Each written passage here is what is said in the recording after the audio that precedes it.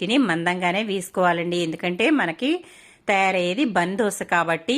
ఇందులో పిండి 2 గరిటెలు అయితే వేస్తున్నాను. ఈ విధంగా వేసుకున్న తర్వాత మంటని చిన్నగా పెట్టుకోవాలండి. మంట మీడియం గాని హై గాని పెట్టుకోకూడదు.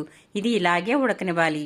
అలా అయితే మనకి దోశ అనేది చక్కగా ఎర్రగా కాలి చాలా టేస్టీగా అయితే ఉంటుంది. ఇది ఒక 2 నిమిషాల పాటు వేగిన తర్వాత ఇప్పుడు గరిటెతో దీనిని ఇలా అయితే తిప్పేసుకోవాలి.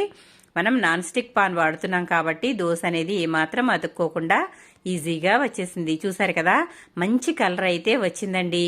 మరి ఇది కూడా ఒక 2 నిమిషాల పాటు వేగిన తర్వాత చూడండి, అటువైపు కూడా ఇలా అయితే కాలింది. ఇప్పుడైతే ఇది తీసేసుకుందాము. మిగిలిన దోశ కూడా ఇదే మాదిరిగా వేసేసుకుందాం.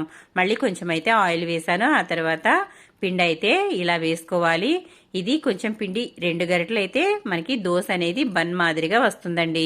మీరు ఒకవేళ ఒక గరిటె వేసారంటే